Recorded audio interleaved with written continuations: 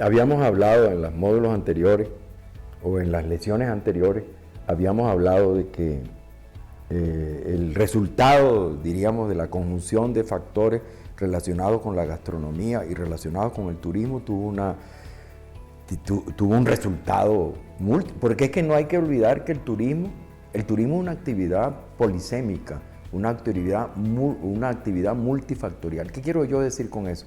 Que no es solamente traer turistas, sino que donde están convocados muchos actores de la vida nacional de un país en el turismo, de la vida internacional también, es el conjunto de atractivos naturales, atractivos culturales, es el conjunto, es todo un esfuerzo. Es decir, usted no puede hacer turismo en un lugar donde no haya carretera, donde no haya conectividad de internet. Usted no puede hacer turismo en un país donde hay una delincuencia urbana. Es decir, es un conjunto de muchísimos factores, incluso hasta de factores psicológicos. Usted no puede hacer turismo en un país donde las comunidades son xenófobas, las comunidades receptoras, y rechazan al turista, o donde tratan de utilizar, diríamos, ofertas engañosas u ofertas contrarias a la ética o a la moral. Es muy difícil que se pueda hacer turismo en esas condiciones. O sea que el turismo es polifactorial, es multifactorial, tiene muchísimas aristas para poder desarrollar el turismo. Y entonces decíamos que existen algunos países que han logrado desarrollar el turismo, lo hemos hablado en otros módulos, como España, Francia, Italia, y reciben grandes cantidades de dinero, o Estados Unidos, por el turismo mundial. Estados Unidos, por ejemplo, es muy importante en parques temáticos.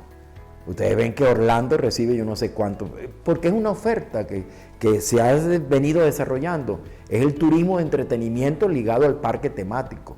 Ustedes ven que México desarrolló una oferta turística ligada así como lo hizo con Acapulco, ahora lo hace con Cancún, en el sur de México. Entonces, estamos hablando de ofertas especializadas. Una de esas ofertas especializadas es la oferta especializada en turismo gastronómico, en gastronomía. Y entonces ustedes ven que pocos países han logrado superar los obstáculos para constituirse en referentes mundiales de gastronomía. Lo ha hecho Francia, lo ha hecho Italia. Dentro de Italia ustedes consiguen que el norte de Italia o la región toscana, ustedes consiguen una oferta gastronómica importantísima, que está ligado, por supuesto, a la oferta cultural de Venecia, a la oferta cultural de Florencia. Pero ustedes consiguen, por ejemplo, productos de denominación de origen como el queso parmesano o el aceto balsámico de Módena, que están en una zona que es la región norte, donde se ha construido una oferta gastronómica importante, y mucha gente va a esa zona para comer en Boloña pues la diversidad y rica platillos boloñeses. Le dicen incluso Boloña la grosa o la grasa. Entonces, son países que se han preocupado por el desarrollo, pero ahí es un desarrollo productivo, es un desarrollo empresarial, es un desarrollo agroindustrial y hay un desarrollo gastronómico. No es una cosa simple. Eso es lo que ha hecho México, es lo que ha hecho Perú, lo que está haciendo Brasil ahorita con los esfuerzos de Atala y de muchísimos otros cocineros más. En Brasil ustedes consiguen que están concentrados en Sao Paulo 3 o 4 de los mejores cocineros de América Latina. Sao Paulo es uno de los centros financieros más importantes del Brasil y está ligado a la cuenca amazónica, o sea, está muy cerca de la gran oferta amazónica. Pero a pesar de que está muy cerca y están dentro de Brasil, hay una gran cocina amazónica, pero esos productos del Amazonas no van a Sao Paulo, porque no hay sistemas de comercialización, no hay una cadena productiva eficiente. ¿Cuál es el problema de Ale Catala, que es el mejor cocinero brasileño, considerado como los mejores cocineros del mundo? Bueno, él desarrolló en los mercados de Sao Paulo una oferta regular. Él buscó unos intermediarios, comerciantes, que establecieran canales regulares de distribución de los productos amazónicos a los mercados de Sao Paulo, donde acuden los grandes cocineros amazónicos a buscar su producto. Eso lo hizo Perú.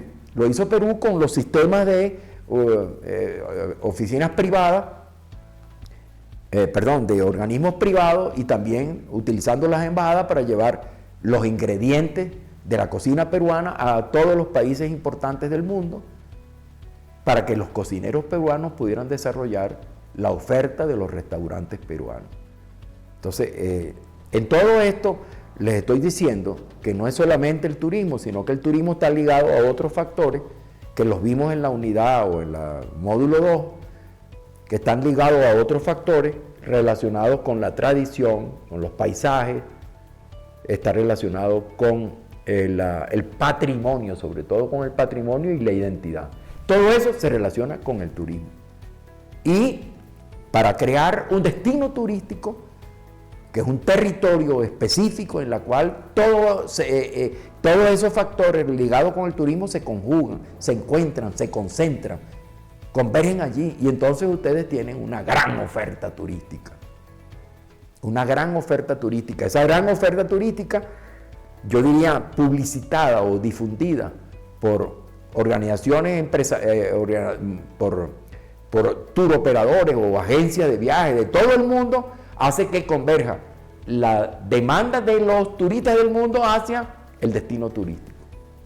Entonces y allí en el destino turístico se consigue con 4 actores que son fundamentales.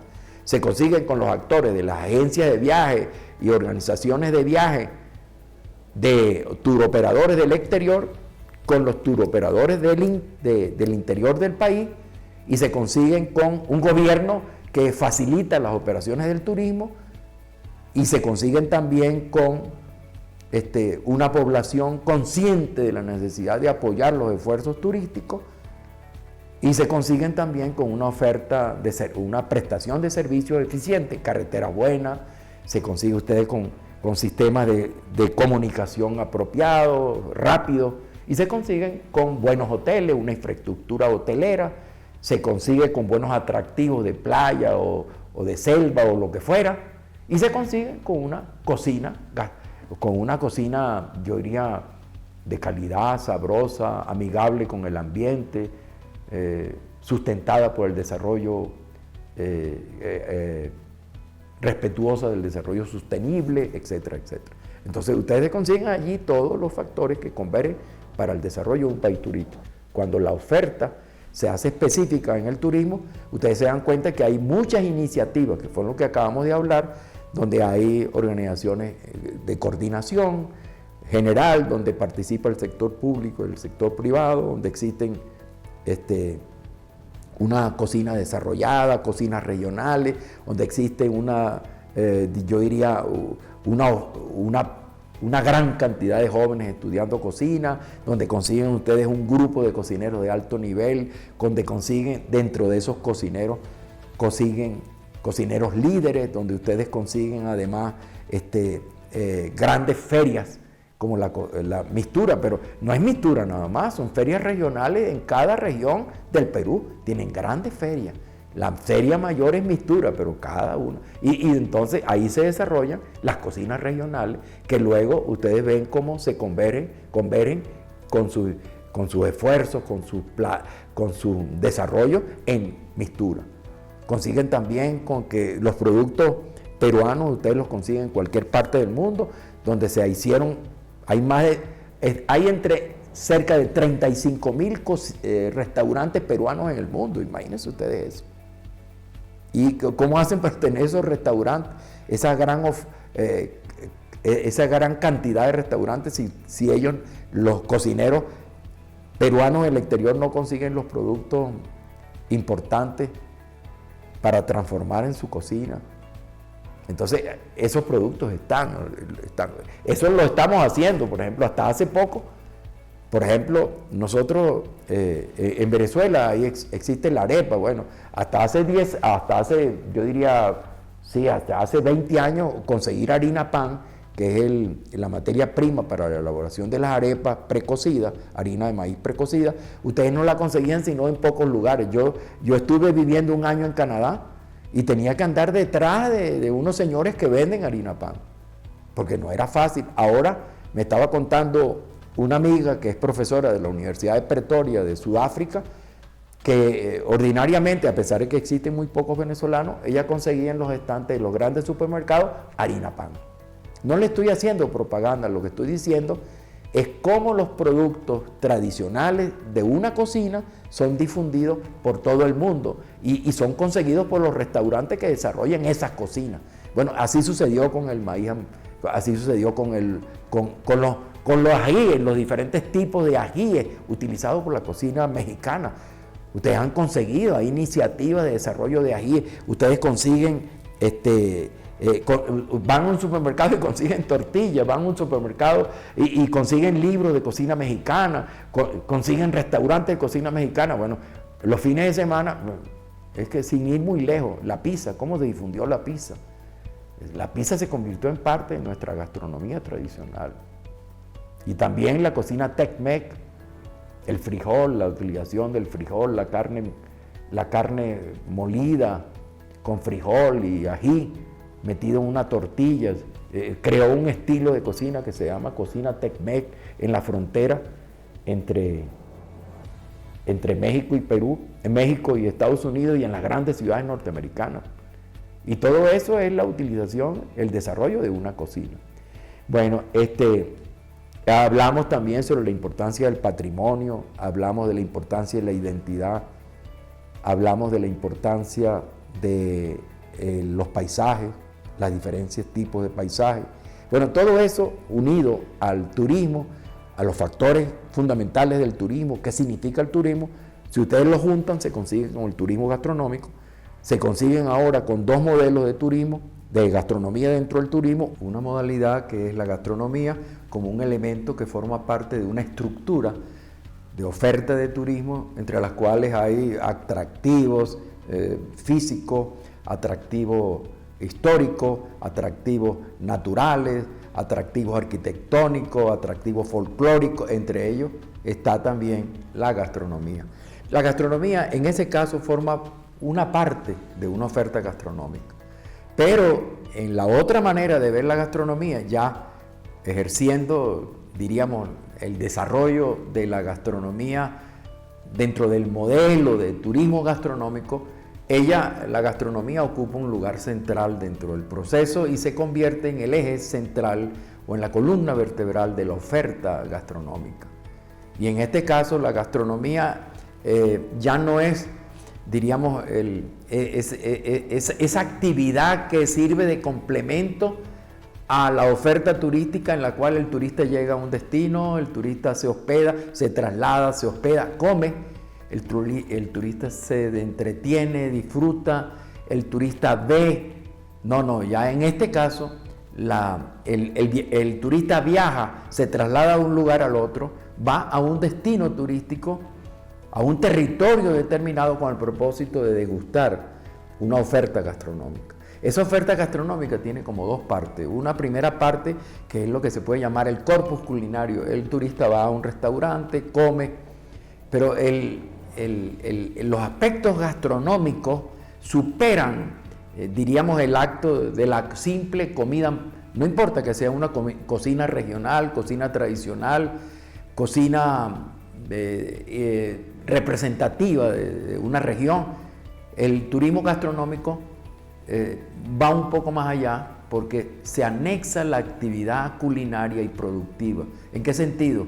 El turista va a un gran restaurante atendido por un chef importante en ese país, con un menú extraordinario que se puede decir que representa la biodiversidad de la región, pero, y eso es muy importante, el turista al comer esa comida, él entra dentro de un juego, diríamos, de movimientos o de reflejos relacionados a la gastronomía, en la cual lo más importante ahora es el régimen culinario, las maneras en la mesa, la forma como se ofertan los productos, la manera como se producen esos productos y van de un lado al otro dentro de una cadena productiva o cadena de valor, cómo los productos son transformados, son sembrados, cultivados, cosechados,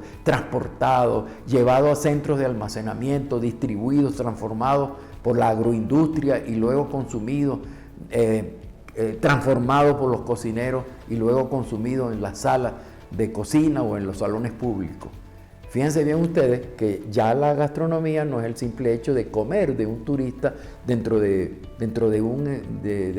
ejercicio del turismo gastronómico, de un turismo en el cual el acto de comer es una parte, ahora es el todo la gastronomía. Pero es la gastronomía el todo no solamente por el acto de ofrecer una comida, sino por el acto ideológico que comprende todo el proceso de la comida como una oferta gastronómica relevante para un país de importante gastronomía como puede ser Perú o puede ser México. ¿Por qué y cómo hace uno para entender cómo esa gastronomía se manifiesta? Bueno, lo que uno llama gastronomía tiene como tres planos o tres estructuras. Hay una estructura central que es la cadena productiva. Por ejemplo, un producto puede ser la manzana, puede ser la uva, un producto puede ser la papa o el maíz, el maní, y entonces ustedes ven que hay una cadena productiva del maní o de la papa o de la uva o de la manzana, y entonces esa cadena productiva va desde el acto de la siembra o la planificación de la siembra hasta el acto del consumo final. O sea, cuando el consumidor se alimenta con ese producto. Pero eso es lo que se puede llamar la estructura.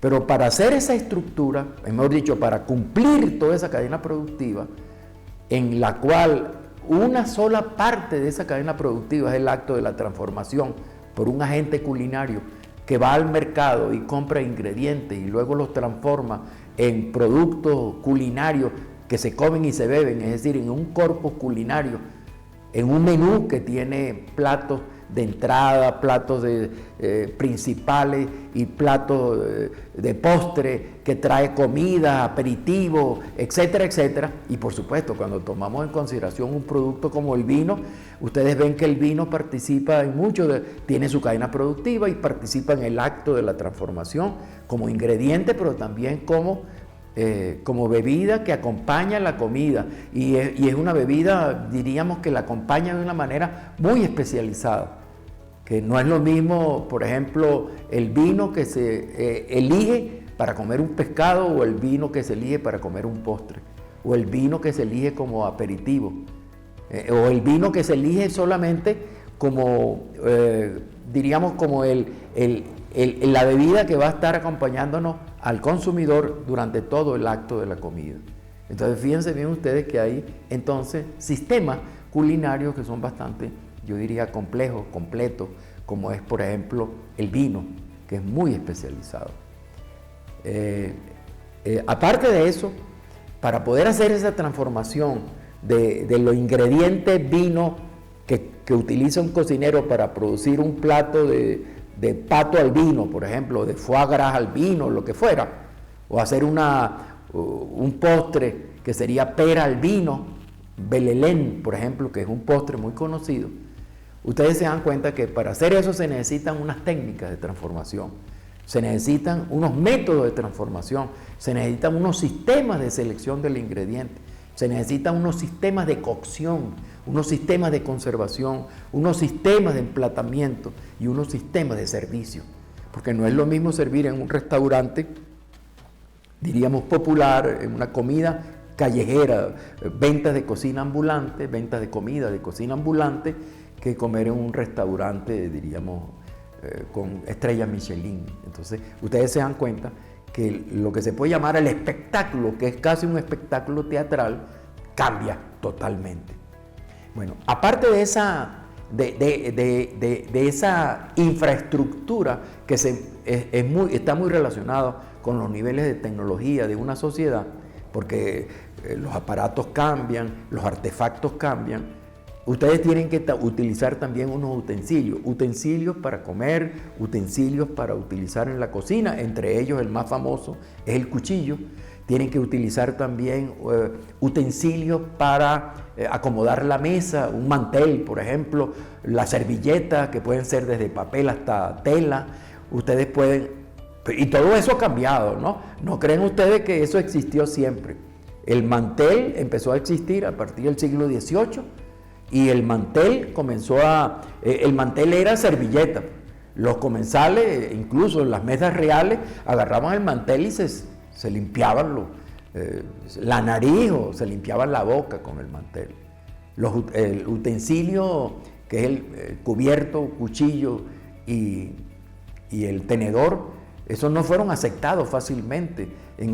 Todavía en el siglo XVIII, las cortes reales no aceptaban esos utensilios, tal como nos los presentan, los cubiertos. Incluso hay países en América Latina donde prácticamente no se utiliza los cubiertos, sino que se utiliza la cuchara.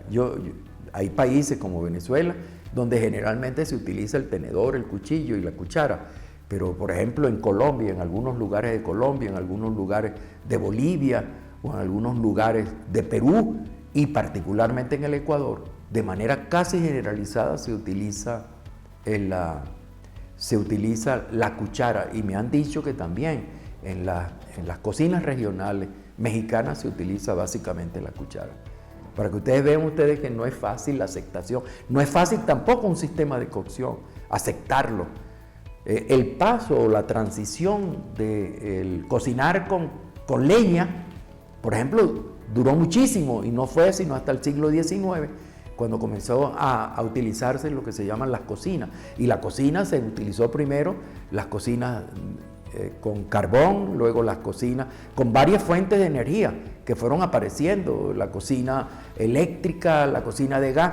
Por ejemplo, he leído trabajo, y hay un trabajo que yo escribí sobre la tecnología culinaria doméstica en Venezuela y sus cambios, que la gente no le gustaba cocinar con energía eléctrica, porque decía que la comida sabía a electricidad.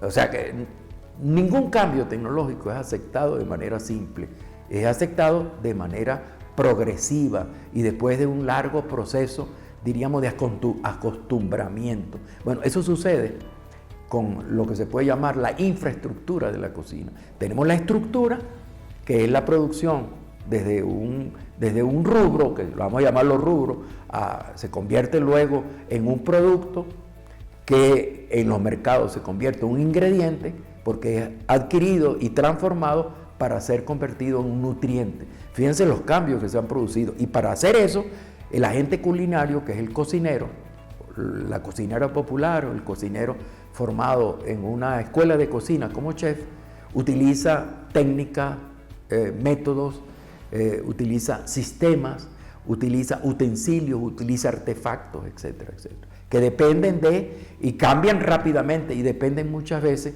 del grado de desarrollo o de innovación tecnológico y científico de una sociedad.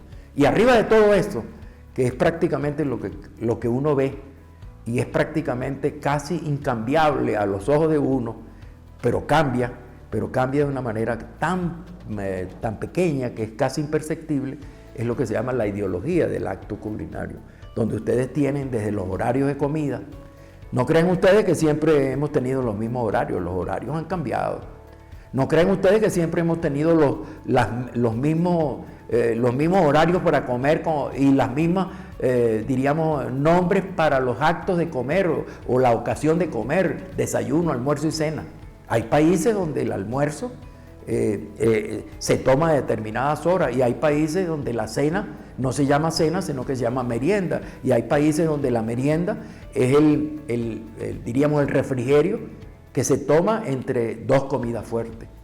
Por ejemplo, en Ecuador la cena no es cena, sino es merienda. O sea que hay mucha confusión en los horarios de comida, hay mucha confusión. Por supuesto, los horarios de comida son horarios convencionales, son horarios establecidos. Nosotros comemos a las 12 y a los restaurantes abren a las 12 y cierran a las 2 o a las 3.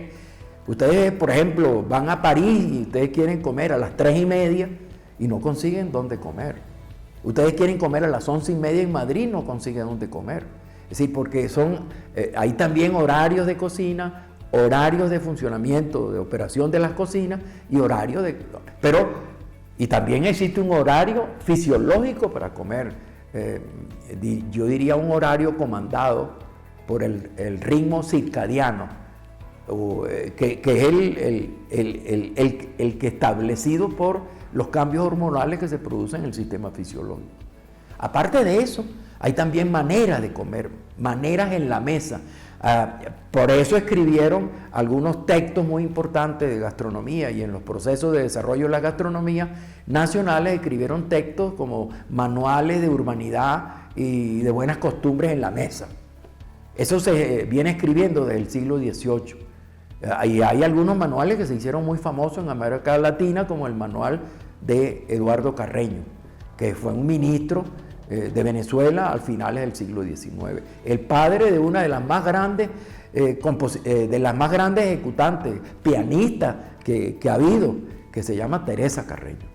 Entonces, fíjense bien ustedes que todas esas cosas cambian. Y también hay lo que se llama una gramática de la cocina. Esa gramática de la cocina, ustedes no pueden poner, por ejemplo, si ustedes van a escribir, existe un sujeto, existe un complemento, y ese complemento está formado por un verbo. Ustedes no pueden poner el verbo donde ustedes quieran. Ustedes no pueden comer en el orden que ustedes quieran. Por ejemplo, ustedes no pueden comer, es decir, no se acepta comer, por ejemplo, corflé en el almuerzo. Nadie le va a ofrecer en un restaurante en el menú leche, conflé con leche para almorzar. Nadie le va a ofrecer a ustedes un postre para desayunar. Eso es lo que se llama la gramática de la cocina. Hay como un orden de los platos que uno va comiendo, y hay un orden en la utilización también de las bebidas. Las bebidas se van tomando desde las más ligeras hasta las más fuertes. El orden de las comidas desde las más ligeras hasta las más especiadas, y generalmente las comidas terminan con un postre, que es un postre dulce, el postre, lo postrero, lo último que se toma. Todas esas cosas forman parte de lo que se llama el mundo ideológico en el cual se mueve la cocina. Cuando decimos que el turismo gastronómico es la utilización de la gastronomía como el elemento central, también estamos utilizando ese orden, yo diría, ese orden culinario que acompaña al acto de comer. Cuando ustedes van a Perú, ustedes ven también que todo eso está condicionado, ordenado dentro de una manifestación gastronómica. No es solamente llegar a comer en un sitio y le ponen la comida, no, hay formas de servicio.